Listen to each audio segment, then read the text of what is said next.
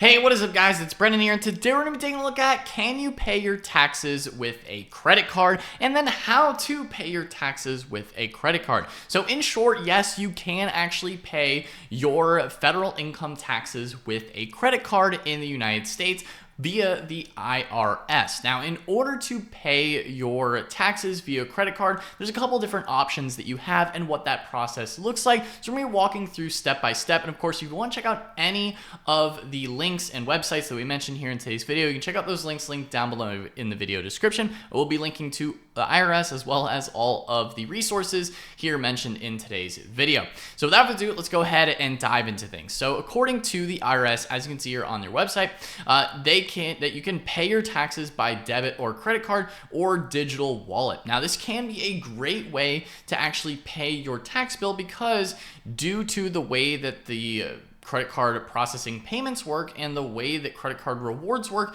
can actually work out to be a net positive and a net profit for you when you're going in and paying your taxes. Now, we're going to be breaking down the strategies around this as well as when it actually does make sense or in some cases when it doesn't make sense. Now, typically when you go to pay your taxes to the IRS, you can just pay via your bank account via ACH, and there's not going to be any kind of fees associated via paying your personal tax payments or your business tax payments as well through the electronic funds transfer or their EFT ACH payment. Again, that is completely free and secure directly through the IRS. So that's typically what most people do, or maybe you pay through tax software like H&R Block or TurboTax. However, if you're looking at doing this with a debit or credit card, now, this is what you're going to want to pay attention to. Now, they do charge fees based on the payment processors that come from the IRS. Now, these two payment processors that they currently offer are Pay 1040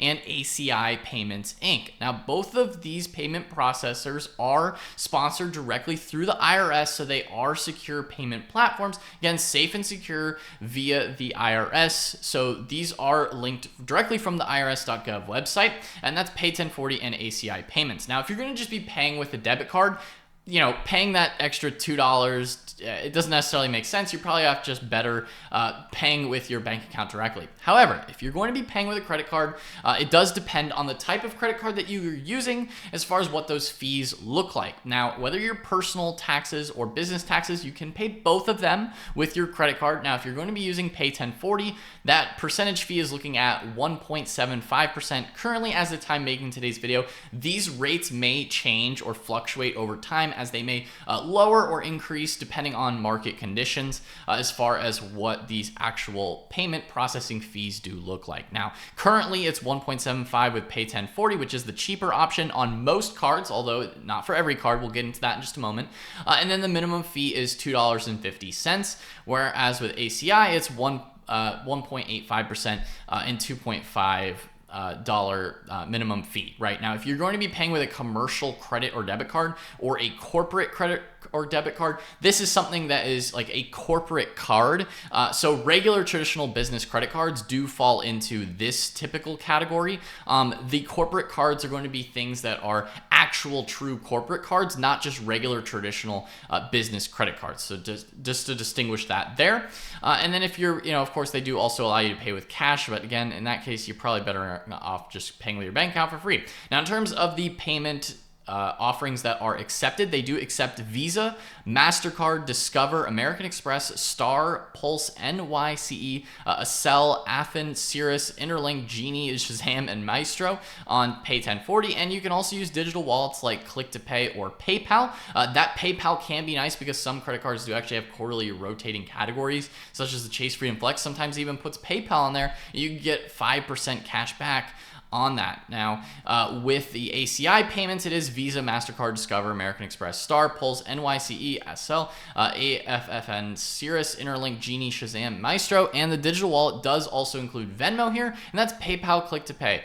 Now, in terms of what the strategy is here with paying with a credit card, and something else to keep in mind as well, if you're going to be paying with American Express, for some reason, Pay 1040 flags that as a commercial card at 2.89% fee. So if you are going to be paying with American Express, you're probably better off going with ACI payments. I recently ran into this when paying a quarterly estimated tax payment, and you're you're going to want to go with ACI, at least currently, if you're going to be paying with American Express, as you'll be charged 1.85 instead of that 2.89 on the corporate side of things. Now, what exactly is the strategy and how do you actually go and pay your taxes, right? So if you click here on make a payment and make a payment on either of the companies, you're greeted with this page here, which is the Pay 1040 IRS, right? In terms of what that looks like, you can select here between paying personal taxes or your business taxes. And of course, the federal filing deadline for regular traditional taxes is already way past for this year. Depending on when you're watching this video, of course, that depends on when your taxes are due, right? But if you're going to be paying quarterly estimated taxes, this is typical for people who are maybe self-employed or also have a side income or business income, then that's where you're going to be selecting actually pay personal taxes. And this is going to be, if you click into pay personal taxes, right, you're going to then be paying and selecting the tax form, and it's going to be the form 1040-ES for estimated taxes. This is if you are a sole proprietor.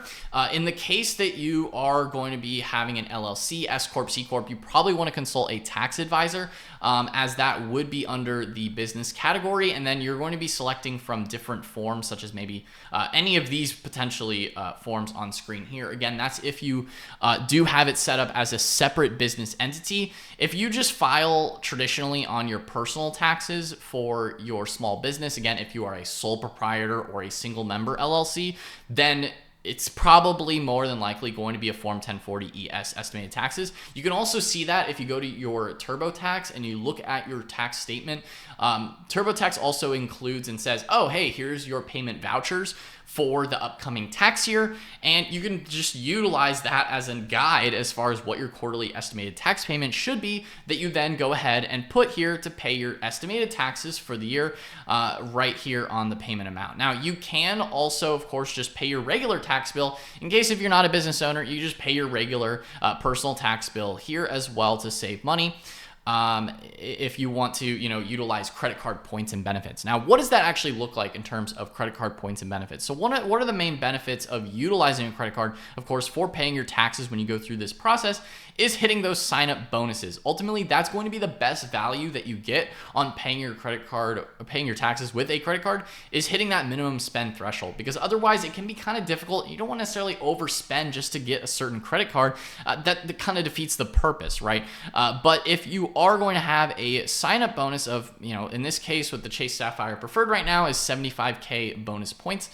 That's pretty much $750 in upfront cash, even if you just redeem it at a 1-to-1 ratio for cash. That's $750, and that way that the fee essentially becomes negligible. So at the end of the day, if you're paying $5,000 to pay your taxes with a credit card, and then the fee is 1.75%, right? If we put in $5,000 and then the fee is 0.0175, right? Because it's a Visa, and then you're going to be paying essentially $87.50 to then pay your taxes with a credit card, but ultimately $750, or if you redeem it for travel or things like that, could be even worth more on a cent per point basis.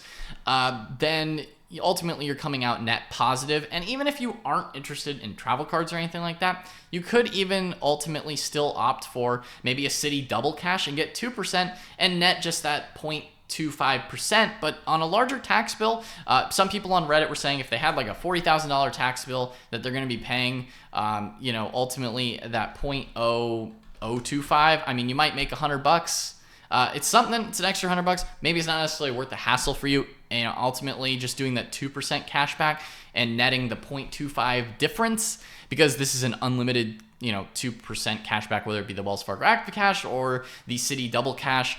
It's just 2% flat rate. So if you net the little fee difference, might be worth it for you. Ultimately, in my opinion, I feel like the larger sign-up bonuses are kind of where it makes it a little bit more worth it, because you're able to actually get the card and it still come out on top.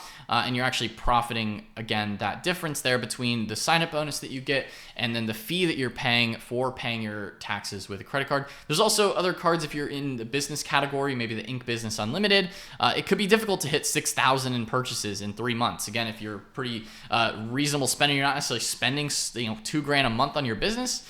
It could be difficult to hit that, right? But in this case, if you pay your tax bill, your quarterly estimated taxes with it, then you could hit that very easily. and then get the cash back, right? Or get the the points. This does come in the form of Chase UR points, so that could be even worth more than $750, and to where the fee is somewhat negligible at that point. You pretty much pay $100 to get $750 back, so you're netting the difference, and that's where it kind of makes sense, and why a lot of people do actually opt to pay again their taxes with a credit card. Now, in terms of what that looks like, right, as well as if you look at ACI payments, we go back to this page here.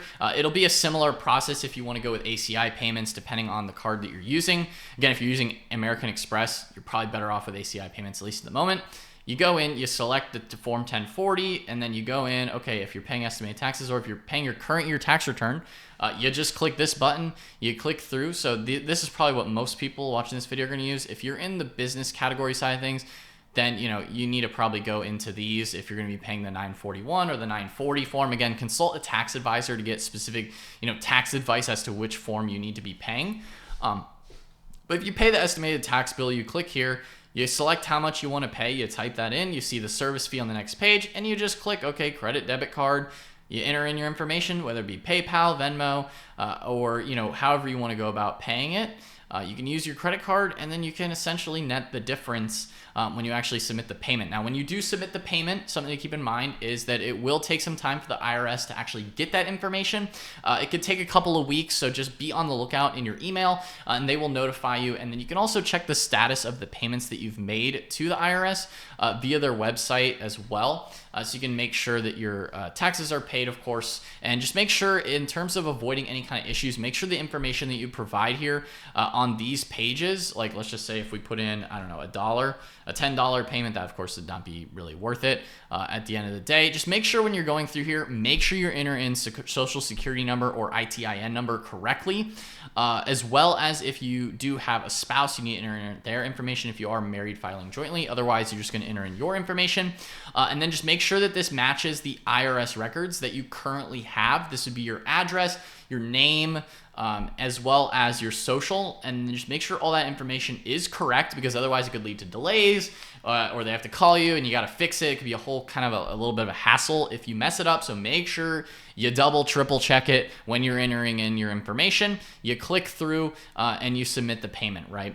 It's a pretty straightforward process, but I just want to make sure, make sure you enter your information in correctly so you avoid any kind of issues or delays with your tax payments. But yes, essentially you can pay your taxes with a credit card. At the end of the day, you net the difference in fees, and it's a pretty good win-win scenario for you, right? You pay your taxes on time, in full, and then you kind of get rewarded a little bit for it, at least with the credit card points and miles, and then it maybe doesn't hurt as much when you're actually going to pay your taxes. So again, this can be a great strategy to hit those minimum sign-up bonuses, especially when they're a little bit high on the minimum purchases. And actually, hit those bonuses and then get those cards, right? If that's what you're looking at and trying to do. And it can be a good way to also just save a little bit of extra money when you are paying your taxes, no matter what your credit card strategy may look like. So hopefully you guys found this video helpful on paying your taxes with a credit card. Again, currently it's Pay 1040. And ACI payments are authorized by the IRS, so make sure you're just using these two payment platforms. Again, I will leave a link to this page in the video description, which is, again, directly on the irs.gov website, so you make sure it's safe and secure, and you just click through here to make a payment on either of the payment processors. Again, if these payment processors do change in the future, that information will be updated here as well, in case fees change, or maybe it may not make sense for you anymore, or if they add different payment processors, that'll all be on this page here. So again, guys, hopefully you found this video helpful. If you did, then be sure to smash that like button, hit the subscribe button as well, and notification bell so you're notified whenever I upload a new video. Anyway, guys, that's all for today's video, and I'll see you in the next one. Peace out.